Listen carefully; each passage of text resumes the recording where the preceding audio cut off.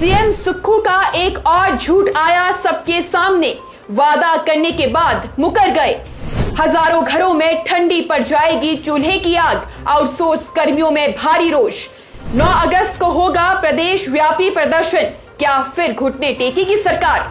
Screen पर नजर आ रही ये पोस्ट सीएम सुक्खू के पेज से 16 जुलाई 2023 को की गई थी, जिसमें लिखा गया है कि हमने कोविड काल के दौरान प्रदेश के स्वास्थ्य संस्थानों में आउटसोर्स पर भर्ती किए गए कर्मचारियों की सेवाएं 30 सितंबर 2023 तक बढ़ाने का निर्णय लिया है। इस निर्णय से विभिन्न श्रेणियों के 1844 कर्मचारी लाभान्वित होंगे।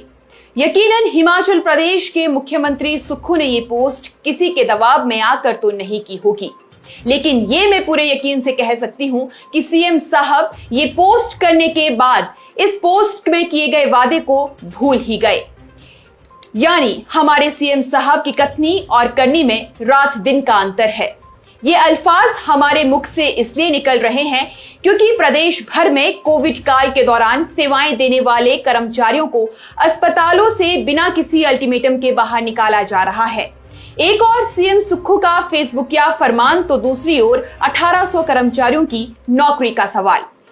सीएम सुक्खू ने फेसबुक पर दिल बहलाने के लिए और वाहवाही लूटने के लिए पोस्ट तो कर दिया, लेकिन कागजी कार्रवाई नहीं कर पाए। इसी लेट लतीफी और झूठे आश्वासन के चलते हिमाचल के कई अस्पतालों से कोरोना काल में स्वास्थ्य विभाग में सेवाएं देने वाले स्टाफ नर्स से लेकर data entry operator, ward assistant, सुरक्षा, सफाई, लॉन्ड्री, मेस और अन्य सभी प्रकार के पैरामेडिकल स्टाफ को नौकरी से निकाला जा रहा है। सेवा विस्तार का वादा झूठा साबित हो रहा है। गौर रहे कि ये मुद्दा पहली बार नहीं उठा है जिसमें आउटसोर्स कर्मचारियों को बाहर निकाला गया हो।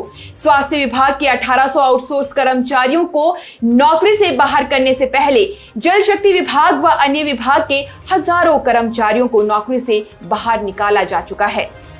सरकार तर्क दे रही है कि अब आउटसोर्स प्रणाली खत्म होगी और नियमित भर्तियां होंगी, लेकिन 20 सालों से सेवाएं देने वाले आउटसोर्स कर्मी कहां जाएंगे? इससे उनके परिवार के लिए रोजी रोटी का मामला भी खड़ा हो चुका है, लेकिन सरकार और विभाग को किसी की भी नहीं पड़ी है।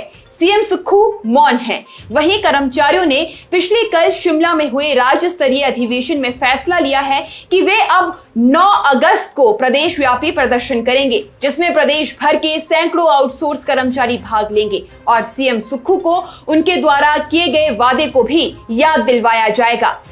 कर्मचारियों का कहना है कि सरकार को आउटसोर्स नीति बनाते समय ये ध्यान रखना चाहिए कि सरकारी विभाग में कार्यरत सभी 30,000 आउटसोर्स कर्मी नियमित हो और उसके बाद ही कोई नई नियुक्तियां की जाए। वहीं स्वास्थ्य सचिव एम सुधा द्वारा निष्कासित किए गए 3 कर्मचारियों को लेकर भी भारी रोष व्यक्त किया जा रहा है। सीएम सुक्खू के लिए आउटसोर्स कर्मचारियों का मुद्दा लगातार गंभीर बनता जा रहा है।